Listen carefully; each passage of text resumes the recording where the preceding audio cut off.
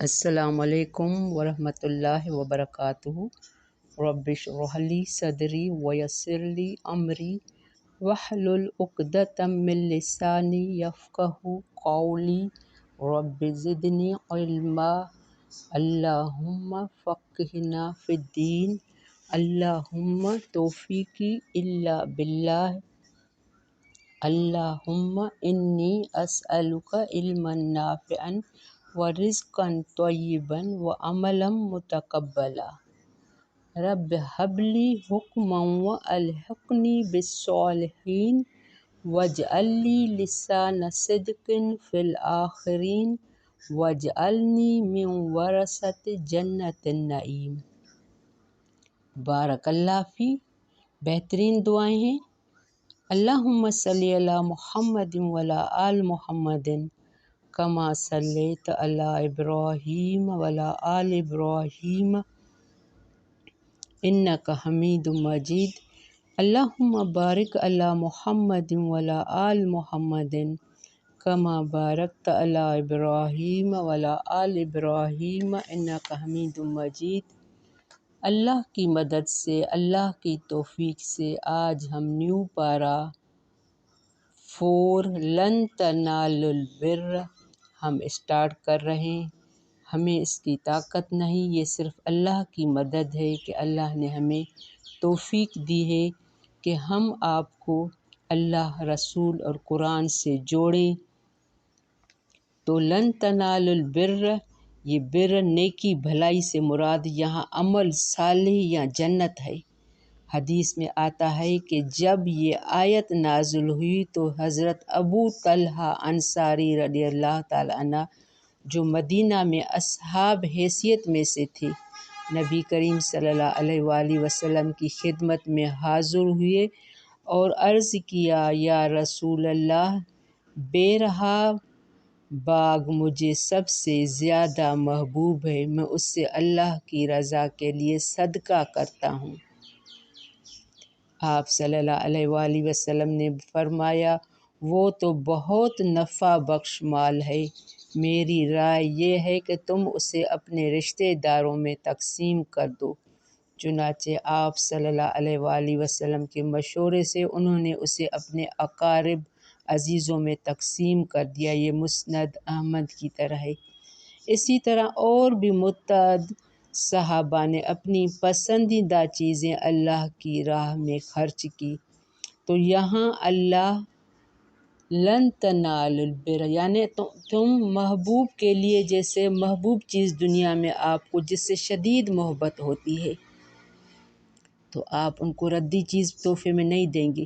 ہمارے لیے محبوب یہاں دنیا میں کون ہوتا ہے؟ یا تو ہماری اولاد یا ہمارے ماں باپ، ہم زیادہ محبت ان سے کرتے ہیں، تو ہم کبھی ان کو ردی چیز نہیں دیں گے جو اچھی چیز ہے۔ ہم لوگ کیا کرتے ہیں؟ خود نہیں کھا کے بچوں کو کھلاتے ہیں، خود نہیں پہن کے بچوں کو دیتے ہیں۔ تو ہمیں ایسی شدید محبت اللہ سے کرنی چاہیے اور اس کے راستے میں جو بھی چیزیں دیں وہ اچھی بہترین ہو۔ آپ پہلے تجوید اسٹارٹ کر رہے ہیں، پھر ہم اس کو ہلکا پھلکا ایکسپلین کریں گے۔ بارک اللہ فی۔ اعوذ باللہ من الشیطان الرجیم۔ بسم اللہ الرحمن الرحیم۔ لن تنالوا البر حتی تنفقوا مما تحبون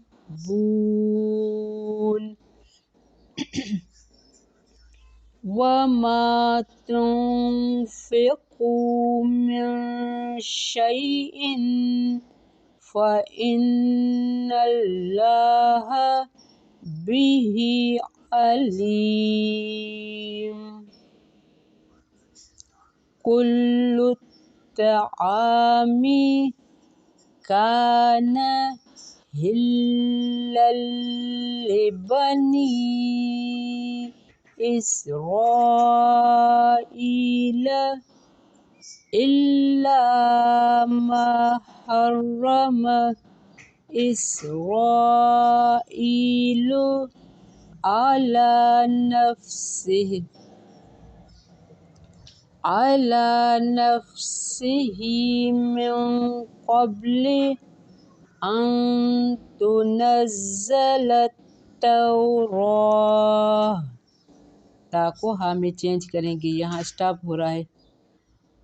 قل فأتوا بالتوراة فاتلوها إن كنتم صادقين. فمن افترى على الله الكذب من بعد ذلك فأولئك هم الظالمون.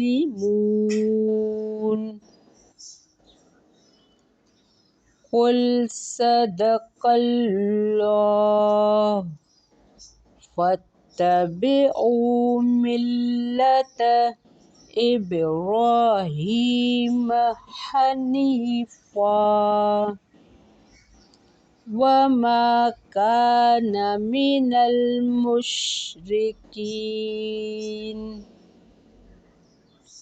إن أول بيت وضع للناس للذي ببكة مباركا وهدى للعالمين.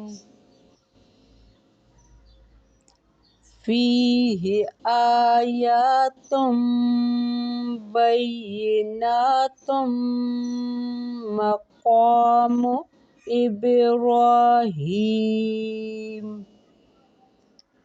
ومن دخله كان آمنا.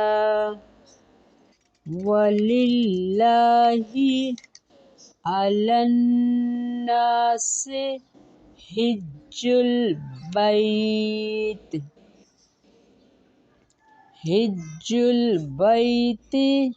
من استطاع إليه سبيلا ومن كفر فإن الله غني عن العالمين. قل يا أهل الكتاب لم تكفرون بآيات الله والله شهيد على ما تعملون. قل يا أهل الكتاب لم تصدون عن سبيل الله من آمن تبغونها عوجا وأنتم شهداء وما الله بغافل عما تعملون. بارک اللہ فی. ہم یہاں 99 پر اسٹاپ کر رہے ہیں. ہم نے اسٹارٹ کیا تھا 92 سے. ہمارا نیو پارا اسٹارٹ ہوا ہے لن تنالوا البر. ہم جب پارا اسٹارٹ کرتے ہیں تو بس ایسے ہی بس چوتھا پارا پڑھ رہے ہیں، تو ہمیں اس بات کا پتہ مفہوم نہیں ہوتا کہ پارہ کا نام کس وجہ سے رکھا گیا، اور جو پارہ کا نام ہوتا ہے وہ پورے پارے کا اہم لفظ ہوتا ہے، تو ہمیں اس پر بھی غور فکر کرنا چاہیے۔ قرآن کو سمجھ کے پہلی آیت کو یہ نام کیوں رکھا گیا ہے، لن تنالوا البر، ہرگز نہیں تم پا سکتے بر، نیکی۔ بر کیا ہے؟ خیر کثیر، وسیع جنگل کو بھی کہتے ہیں، یعنی بر اتنی بڑی نیکی ہے اگر تم سوچو تو سوچ نہیں سکتے۔ تو یہ نیکی ہم کس طرح پا سکتے ہیں؟ حتیٰ تنفقوا، یہاں تک کہ تم خرچ کرو، مما تحبون، اس میں سے جو تم پسند کرتے ہو۔ یہاں کیا بتایا جا رہا ہے؟ کل پسندیدہ چیزیں نہیں، اس میں سے، یعنی تم اپنی پسندیدہ چیزوں میں سے تم جو پسند کرتے ہو۔ ہماری پسندیدہ کیا ہوتی ہیں؟ ہماری خواہشات، ہماری نیند، جس کو ہم کبھی قربان نہیں کر سکتے کہ ہم پوری نیند لیں گے، ہمارا مال، ہماری جان۔ ہم جیسے بی بی مریم کے لیے اس کی ماں نے اللہ کے لیے وقف کر دیا تھا، ہم اپنے بچوں کو وقف کریں گے اپنے؟ یہ بچے ہمارے پسندیدہ ہوتے ہیں، تو ہم چاہتے ہیں ہم ان کو اعلیٰ ڈگریاں دیں، لیکن ہم ان کو اللہ کی راہ کے لیے مدرسے میں بھیجنے سے ڈرتے ہیں۔ تو یہ اگر بچوں کو ہم اللہ کی راہ میں لگائیں گے، قرآن دین سکھائیں گے، تو یہ بھی بچے ہمارے پسندیدہ ہیں، نیند ہماری یہ ہم اللہ کی راہ میں قربان کریں، اللہ ہمیں اس سے دگنا اجر دے گا، اور ہمارے لیے اور آگے بچوں کے لیے ہمارے لیے آگے آسانیاں کرے گا، کیونکہ ہم نیت یہ کرتے ہیں کہ ہم اس کو اللہ کی راہ میں خرچ کرتے ہیں۔ تو محبوب کے لیے محبوب چیز دینا چاہیے۔ تو میں نے اسٹارٹنگ میں بتایا تھا کہ جب یہ آیت نازل ہوئی تو صحابہ کرام میں سے سب نے آ کے آپ صلی اللہ علیہ وآلہ وسلم کے اپنے پسندیدہ چیزیں پیش کی، اور یہ ہمارا امتحان ہوتا ہے کہ ہم اللہ کی خاطر کیا چھوڑ سکتے ہیں۔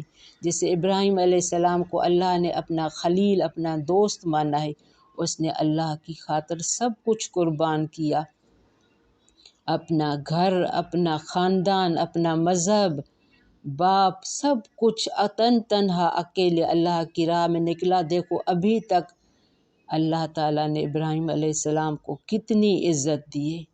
تو جو کوئی اللہ کی خاطر اپنی خواہشات، اپنی محبوب چیزیں قربان کرتا ہے، تو اللہ اس کے بدلے میں اور زیادہ بڑھا کے دیتا ہے۔ حتیٰ تنفقوا مما تحبون وما تنفقوا من شیء فإن اللہ بہ علیم۔ تو جو کوئی چیز تم بے شک اللہ سے راہ میں خرچ کرو گے تو اللہ اس کو خوب جانتا ہے کہ تم کس نیت سے خرچ کر رہے ہو۔ اور ویسے بھی اللہ نے ساری پسندیدہ چیزیں رکھی ہیں، پسندیدہ چیزوں میں سے کل طعام، یہ نیا موضوع، کل مانا تمام، ہر چیز تمہاری، کل طعام کان حلا لبنی اسرائیل، ہر کھانا تھا حلال لبنی اسرائیل، بنی اسرائیل کے لیے، یعنی یعقوب علیہ السلام کی پوری امت اولاد کے لیے۔ یہاں بنی اسرائیل یعقوب علیہ السلام کا لقب ہے۔ الا ما حرم، مگر جو حرام کیا اسرائیل نے، اونٹ کا گوشت اور اس کا دودھ، یہ بنی اسرائیل نے اپنے اوپر حرام کیا تھا۔ وہ سمجھتے تھے کہ ابراہیم علیہ السلام نے بھی حرام کیا تھا، کیونکہ وہ ابراہیم علیہ السلام کی پیروی کرتے تھے۔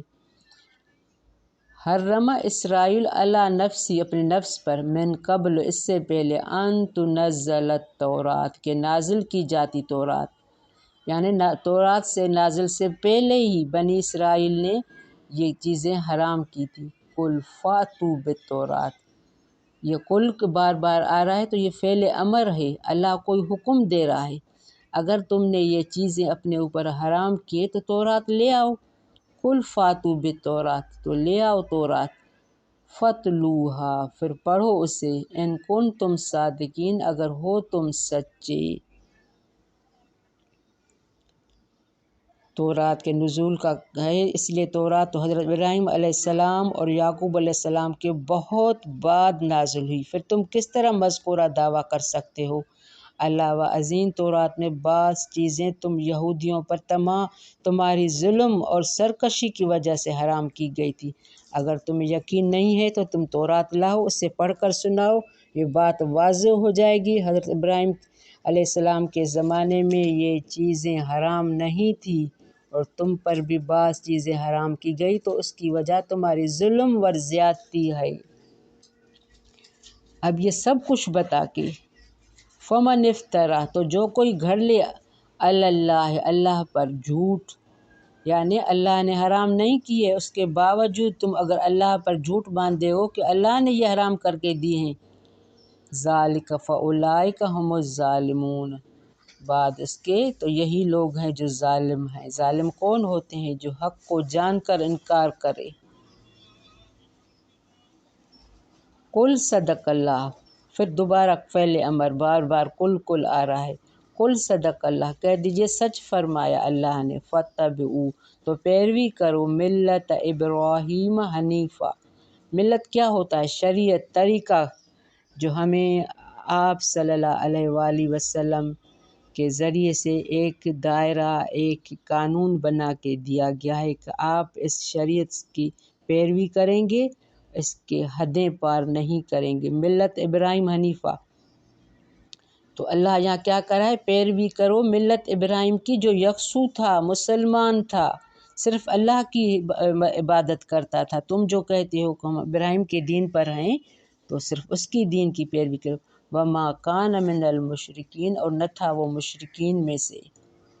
ان اول بیت وضع للناس، بے شک پہلا گھر جو بنایا گیا للناس، لوگوں کے لیے، للذی ببکۃ مبارکن، یقیناً وہی ہے جو مکہ میں ہے، مبارکتاً، مبارک بن بابرکت ہے، بکتاً مبارکتاً، یعنی اس میں کیا کیا برکتیں ہیں؟ آپ صلی اللہ علیہ وآلہ وسلم وہاں مبعوث ہوئے، وہاں شاعر اللہ ہیں، اللہ کی نشانیاں ہیں، تجارت میں برکت ہوتی ہے، بہت امن ہے، دنیاوی لحاظ سے رزق کی کثرت ہے، وہاں جو جائے گا وہ امن میں رہے گا، وہاں کوئی گالی گلوچ، لڑائی جھگڑا، لوٹ مار، یہ کچھ بھی نہیں ہے۔ تو یہ مبارکن بابرکت، ہدن، اور ہدایت ہے، للعالمین، تمام جہانوں کے لیے، یعنی وہ جو کوئی جہاں وہاں کوئی جاتا ہے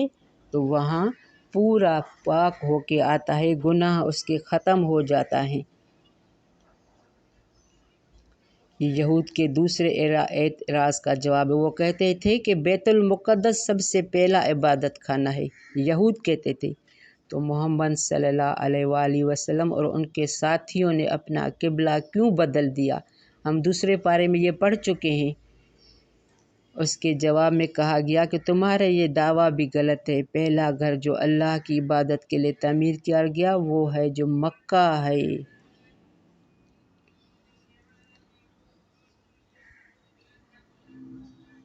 فیہ آیات بینات، اس میں نشانیاں ہیں واضح، مقام ابراہیم، اور مقام ہے ابراہیم، جہاں ابراہیم علیہ السلام کی جاتے ہیں نا، وہاں ہم ایک نفل ادا کرتے ہیں، وہ نشانی جو اس نے پاؤں رکھا تھا وہ ابھی تک موجود ہے۔ ومن دخل کان آمنا، تو جو کوئی داخل ہوا اس میں وہ ہو گیا امن والا، یعنی اس میں اتنی مبارک برکت ہے اس شہر میں کہ جو بھی وہاں داخل ہو جاتا ہے تو وہ امن والا ہو جاتا ہے۔ وَلِلَّهِ عَلَى النَّاسِ، اور لوگوں کے لیے ہے، حج البیت، حج کرنا بیت اللہ کا، من استطاع الیہ سبیلا، اور یہ لوگوں کے لیے حج کرنا بیت اللہ کا جو کوئی استطاعت رکھتا ہو، طاقت رکھتا ہو اس کے راستے کی، یعنی حج ہمارا رکن ہے اسلام کا، لیکن یہ ان پر فرض ہے جو اس کی طاقت رکھتے ہیں، مالی اور بدنی، جن کو ساری طاقت ہو اور وہ جان بوجھ کر حج نہ کرے تو وہ کافر ہے، یہودی اور عیسائی کی طرح۔ یہ آگے آ رہا ہے، ومن کفر، تو جو کوئی کفر کرے، فإن اللہ غنی عن العالمین، تو بے شک اللہ بہت بے نیاز ہے تمام جہان والوں سے۔